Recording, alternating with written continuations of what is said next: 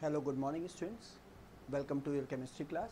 In the previous session we have discussed about quantum numbers, and in quantum numbers we have discussed principal quantum number, azimuthal quantum number and magnetic quantum number, and the next one is spin quantum number. Now we will discuss about spin quantum number. Spin quantum number is a quantum number which describes about the spin of electron. किसी भी orbital में electron का जो spin है वो कौन decide करता है? Spin quantum number. ठीक है. स्पिन क्वांटम नंबर की अगर क्या हो सकता है, अगर दो तरीके से हम इसको एक्सप्लेन करते हैं या डिस्क्राइब करते हैं. एक हो गया अपवर्ड एरो और एक डाउनवर्ड एरो. ये होता है क्लॉकवाइज डायरेक्शन. अगर इलेक्ट्रॉन जो है वो क्लॉकवाइज स्पिन कर रहा है तो अपवर्ड एरो से दिखाएंगे, और एंटी क्लॉकवाइज स्पिन कर रहा है तो डाउनवर्ड एरो से. ठीक. और क्लॉकवाइज की जो वैल्यू होती है एस के लिए S equal two plus half, और इसके लिए एस इक्वल टू क्या हो जाएगी?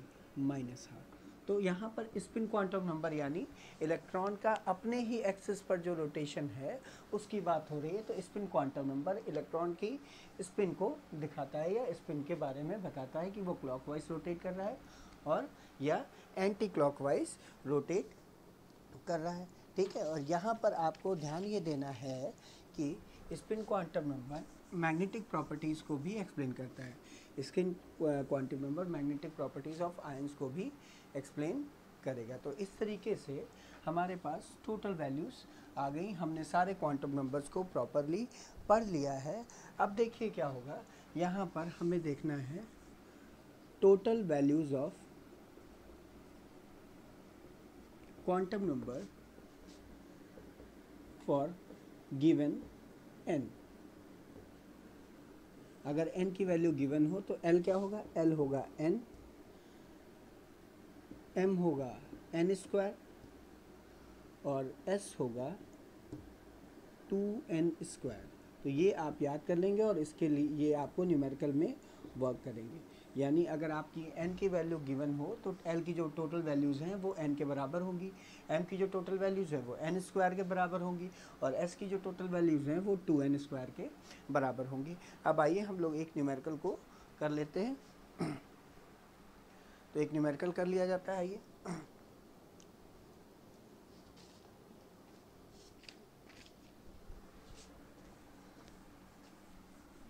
क्वेश्चन कह रहा है right the values of azimuthal and magnetic quantum number. Right the values of azimuthal and magnetic quantum number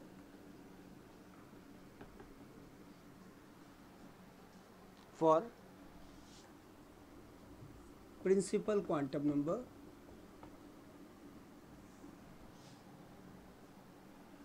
n equal to 2. अब ये क्वेश्चन हमारे पास है. हमारे पास प्रिंसिपल क्वांटम नंबर 2 है. n की वैल्यू क्या है? n इक्वल टू 2 गिवन है. तो l की वैल्यू क्या हो जाएगी? l की वैल्यू होती है minus n to sorry n minus 1 to 0 to n minus 1. Sorry mistake हो गई.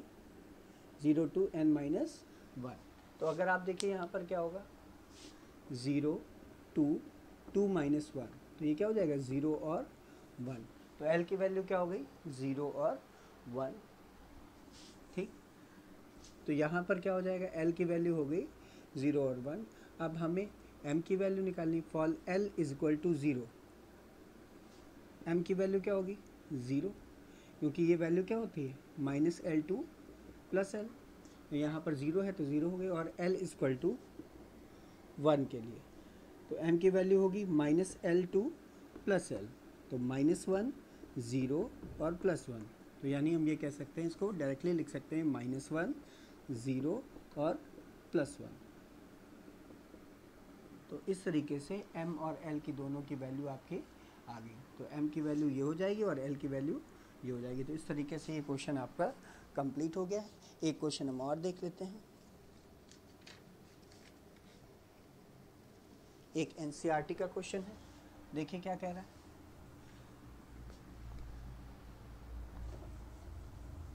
एनसीईआरटी का क्वेश्चन ये कह रहा है using SPDF notations, using SPDF notations describe the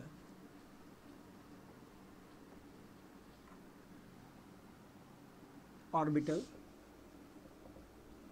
with the following quantum number.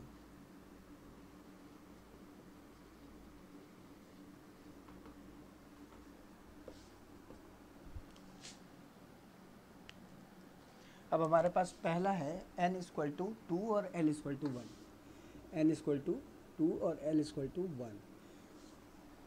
SPDF notations का यूज़ करके हमें क्वांटम नंबर्स को देख करके हमें क्या बताना है, ऑर्बिटल्स को बताना है। तो n इक्वल टू 2 है और l इक्वल टू 1 है, तो जो हमारा ऑर्बिटल है वो क्या हो जाएगा, देखिए n हो गया 2 और l की वैल्यू 1 किसके लिए होती है, s के लिए, तो ये कौन सा ऑर्बिटल हो जाएगा, 2s। अब इसी तरीके से अगर हम b की बात करें तो b में हमें ये दिया हुआ है n इक्वल टू 4, सॉरी ये हो जाएगा p।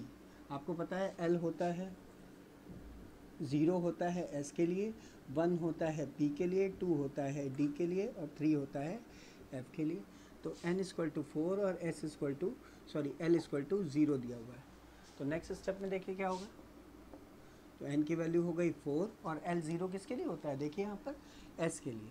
इसी तरह से अगर हम थर्ड की बात करें, थर्ड के केस में, तो थर्ड के केस में देखिए क्या होगा, थर्ड वाला दिया हुआ है n इक्वल टू 5 और l इक्वल टू 3 दिया हुआ है, ठीक है।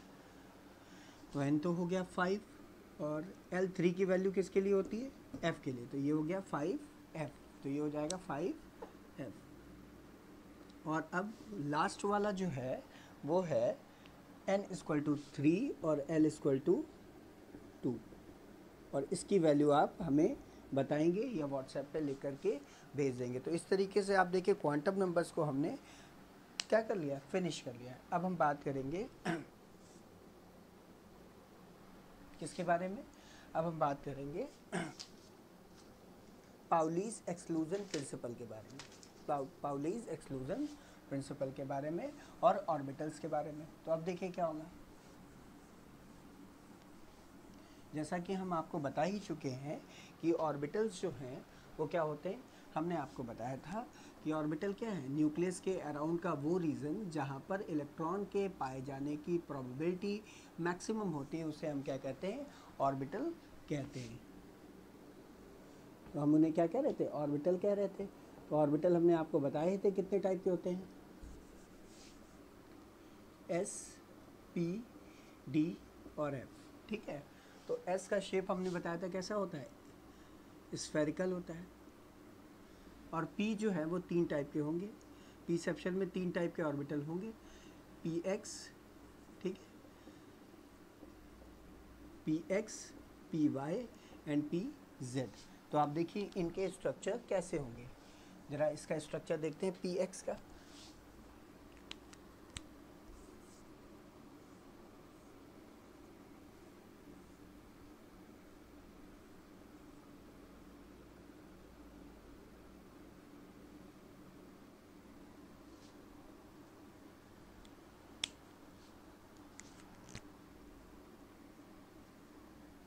तो अब देखो अगर PX है तो यहाँ पर P ऑर्बिटल हमने आपको बताया था कैसा था, डम्बेल शेप। तो अगर PX है तो वो x एक्सिस से अलाइंड होगा, तो ये हो गया PX। PY है तो वो क्या होगा, ये हो गया y एक्सिस से अलाइंड होगा, ठीक। या इसको हम ऐसे बना लेते हैं, रुकिए, इसको हम ऐसे बना लेते हैं, x और y कर लेते हैं, ठीक। तो ये देखिए ये क्या होगा, y एक्सिस से अलाइंड होगा, और P ये हो गया XY, और इसको हमने मान लिया है Z एक्सिस। देखिए Z एक्सिस जो होता है वो इधर बाहर की तरफ होगा, x ऐसे है, y ऐसे, और z क्या होगा, बाहर की तरफ होगा। तो अगर आप देखेंगे तो यहाँ पर ये क्या हो जाएगा, z एक्सिस के अलॉन्ग होगा, और ये क्या हो जाएगा, PZ। तो ये हो गया PX, ये हो गया PY और ये हो गया PZ, ठीक है। इसी तरह से हम d ऑर्बिटल्स के बारे में बात करेंगे। तो d होता है, d में 5 ऑर्बिटल होते हैं। तो ये क्या होगा, D X Y, D Y Z, D Z X, D X square Y square और डी जेड स्क्वायर। तो इनके स्ट्रक्चर हम आपको बता देंगे। देखिए कैसे होगा। अब इसको हम रब कर रहे हैं, हम केवल डी के स्ट्रक्चर्स की बात करेंगे। तो देखिए क्या होगा,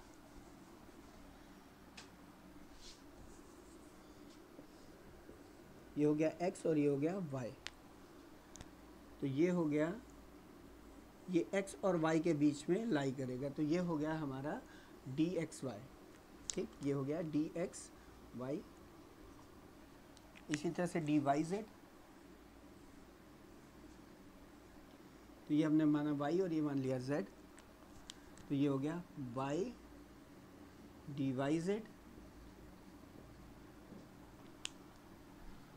उसके बाद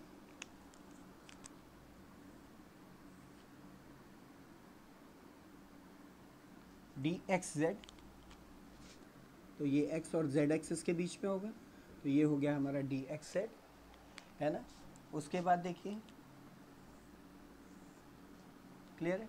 तो ये कह रहा है x और ये y, तो ये कह रहा है dx स्क्वायर वाई स्क्वायर। तो देखिए ये x एक्सिस से अलाइंड होगा, तो ये dx स्क्वायर हो गया और dy स्क्वायर, तो ये इससे अलाइंड हो जाएगा। अभी देखिए क्या थे, अभी ये दोनों जो थे सब एक्सिस के बीच में थे और ये क्या है, एक्सिस से अलाइंड। और the last one is D Z square. Last one क्या है हमारा, डी जेड स्क्वायर है। तो ये मान लीजिए x और ये मान लीजिए z। तो देखिए क्या होगा, ये डी जेड स्क्वायर और एक यहाँ पर हम ऐसे रिंग बना देते हैं, यानी दूसरा ये ऐसे रोटेटिंग है।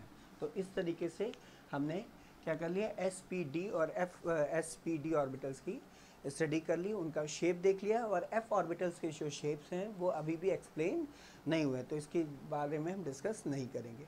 अब नेक्स्ट वीडियो में हम पाउलीज एक्सक्लूजन प्रिंसिपल, हुम्स रूल पढ़ेंगे और बाउस रूल पढ़ेंगे और इस तरह से चैप्टर को फिनिश करेंगे। क्वांटम नंबर से रिलेटेड कोई भी न्यूमेरिकल में आपको प्रॉब्लम होती है तो आप हमें व्हाट्सएप में पूछ सकते हैं या फिर कमेंट सेक्शन में जा कर के कमेंट कर सकते हैं। Okay, thank you students, have a nice day.